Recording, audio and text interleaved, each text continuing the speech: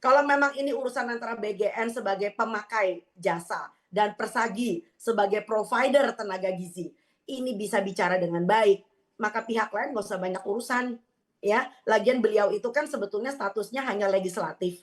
Ngapain juga ikut-ikut bicara, udah deh malah jadi makin kisruh. Ini nggak benar sama sekali. Ini adalah pelecehan. Ini kalau buat saya lebih keras lagi bahasanya, pelecehan terhadap suatu profesi. Dok, Iya, apa kabar ini juga?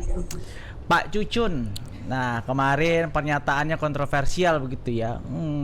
Bilang kamu arogan, lalu tidak perlu ahli gizi begitu. Ujung-ujungnya minta maaf nih, Dok. Eh, Kalau dokter melihat pernyataan Pak Cucun yang MBG tidak memerlukan ahli gizi seperti apa, Dok? Ya, nomor satu, saya cuma menyesali bahwa orang menjadi pejabat itu mestinya punya integritas, punya apa ya, sopan santun dalam bertutur kata, punya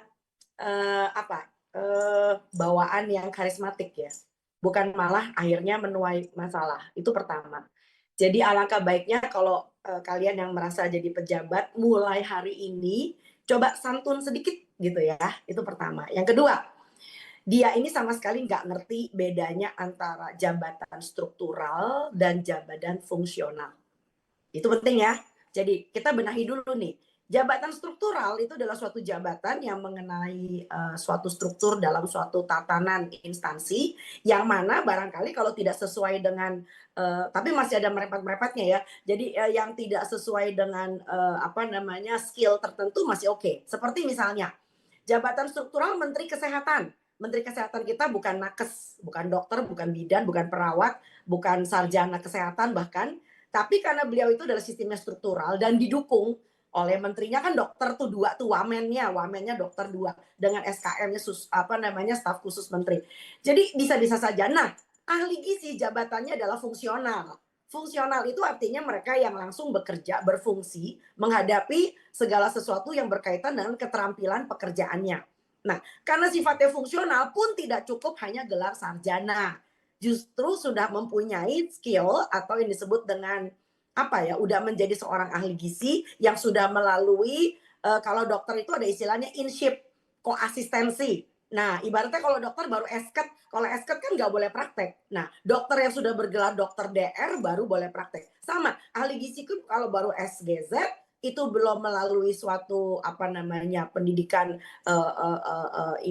keprofesian, belum memasuki profesi belum bisa. Nah, yang bisa itu sebetulnya justru mereka yang tamatan D3, D4. Jadi artinya pendidikan vokasi karena mereka sebagai dietitian ya. Jadi sekali lagi tentu beda antara ahli gizi dengan apapun yang menempati posisi gizi itu nggak benar sama sekali. Kembali pada kalian. Oke. Oke, Oke. baik. Dok, ini saya juga penasaran nih, Dok. Apa yang terjadi jika bisa bilang gizi ini penanganan gizi itu tidak diserahkan pada tenaga non profesi atau lulusan SMA mungkin, Dok. Anda bisa bayangkan, saya jawab dengan pertanyaan lagi. Apa yang terjadi kalau kamu naik pesawat, pesawatnya itu dikendalikan, disetir sama ground staff yang baru training 3 bulan. Hmm. Gitu Waduh. ya. Makanya. Atau Wah. misalnya kamu masuk ke poliklinik umum nih, pengen ketemu dokter. Ternyata yang dilatih itu adalah semacam kayak ya petugas kebersihan, ya karena dia sudah paham dokter ini kalau pilek obatnya ini, kalau darah tinggi obatnya itu. Udah kasih aja sesuai dengan kebiasaan dokternya.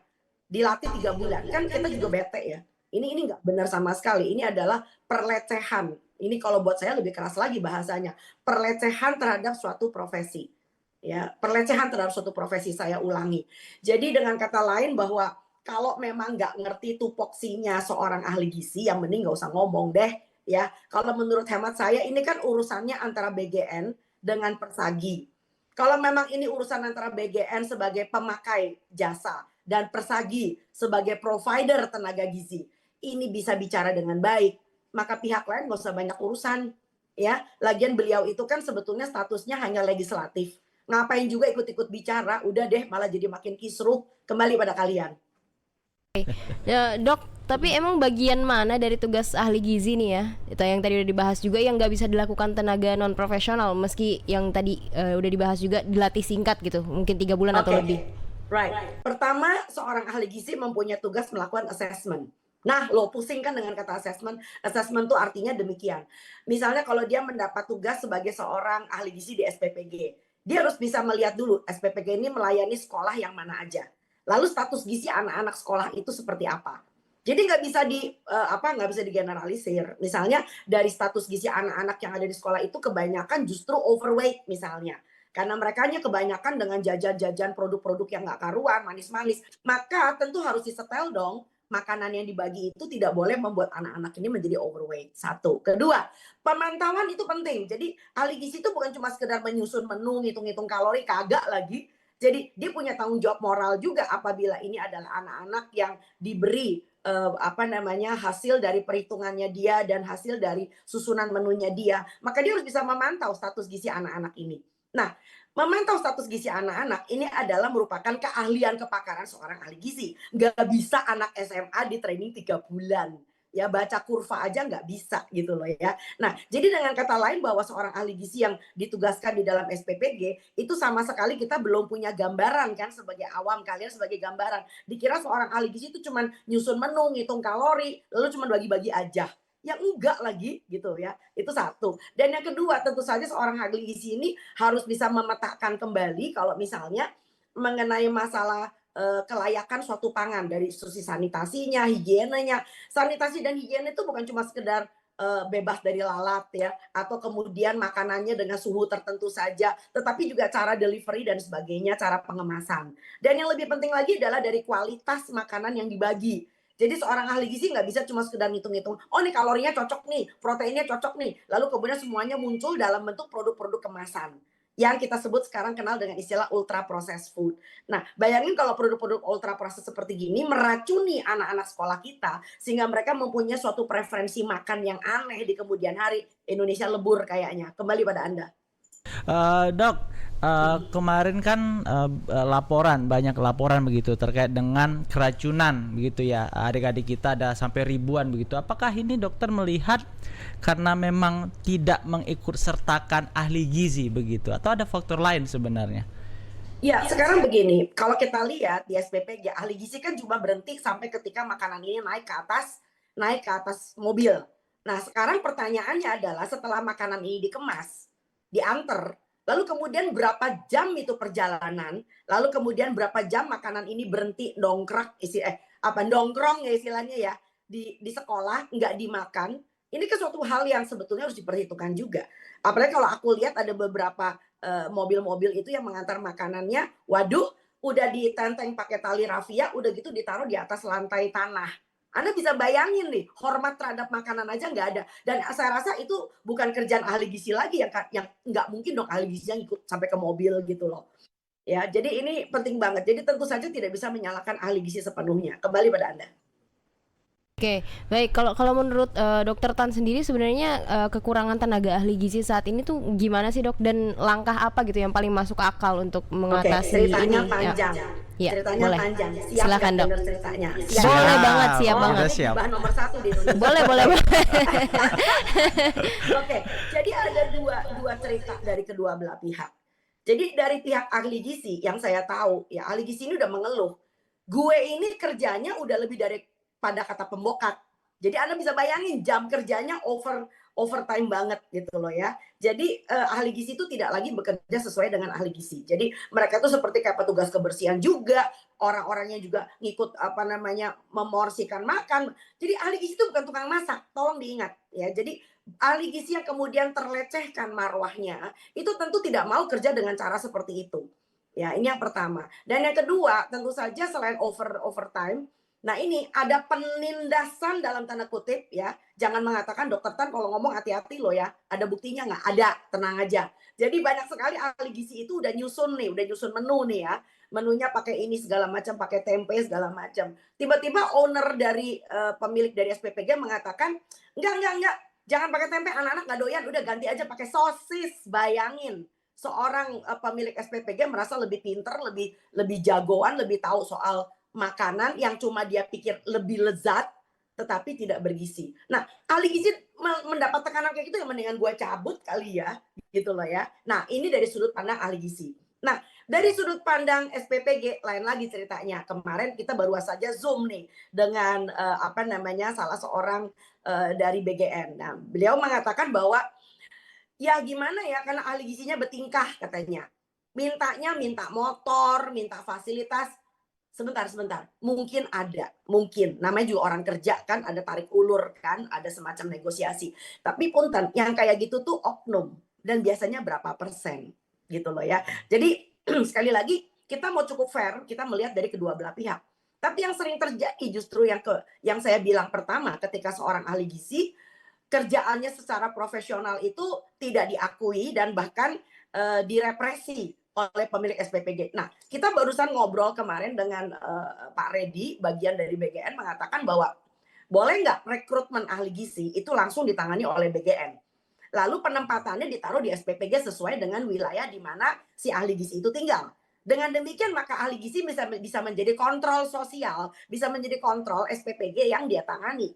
Sebab sudah merupakan suatu bukan rahasia umum lagi bahwa SPPG ini katanya ada di tengarai ada kasus-kasus korupsi, pengadaan yang tidak benar dan sebagainya. So ahli gizi sebetulnya bisa bekerja dalam bidang seperti itu. Kembali pada kalian. Soal usulan tadi akhirnya bagaimana Bu Dokter? Soal usulan direkrut oleh BGN, apakah Ya, aku rasa diterima? itu bisa dipertimbangkan. Aku rasa Oke. mereka cukup legowo untuk bisa melihat itu. Jadi dengan demikian maka kontrolnya kan jadi lebih jelas gitu loh ya. Jadi dengan kata lain bahwa dalam hal ini ahli gizinya bertanggung jawab langsung terhadap BGN, bukan kepada juragan SPPG gitu loh ya. Jadi dan bisa menjadi suatu kontrol dari yayasan yang bersangkutan, SPPG yang bersangkutan. Ini usulan yang menarik ya, maksudnya yang sangat masuk akal juga ya, dan memang si ahli gizi di wilayah itu memang mungkin kesehariannya di situ memang Ya. benar tadi kata dokter, memantau setiap aktivitas atau fenomena apapun yang terjadi di masyarakat begitu kan, memang jauh lebih fleksibel cara kerjanya gitu. Oke. Dok, ini saya penasaran, kerjasama dengan ahli gizi itu apakah lebih masif ketika ribuan anak-anak itu sudah keracunan, atau sebelumnya memang BGN itu memang sudah merekrut ahli gizi, Dok?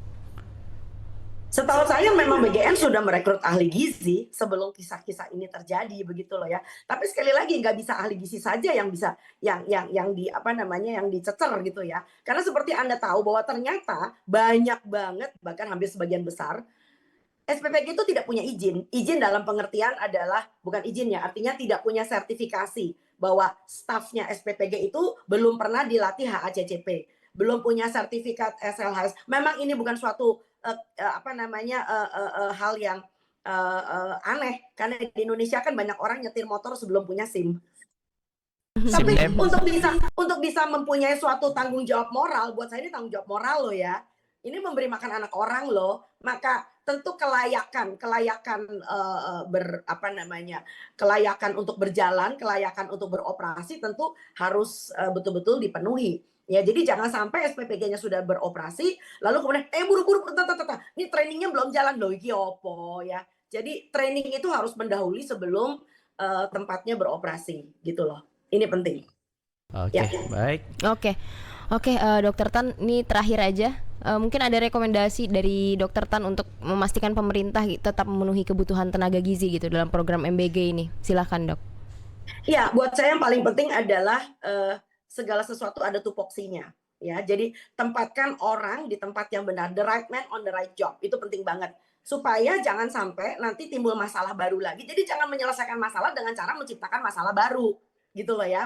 Sekali lagi ini penting nih. Menyelesaikan masalah dengan cara menciptakan masalah baru. Ini pusingnya bukan main gitu loh ya. Dan jangan juga akhirnya, nah ini dia, antar profesi ini diadu gitu loh ya. Jadi seperti kayak kemarin ya, gara-gara omongan kecil kayak begitu kan akhirnya nakes-nakes kita yang lain seperti misalnya teman-teman dari Kesmas, teman-teman dari Kesling, itu kan kayak udah high hope banget kan. Alah, aku nanti bisa menempati itu kan nggak sopan ya. gitu loh ya. Di satu sisi semua orang tentu ada tempat ranah di mana dia berkarya sesuai dengan fungsinya.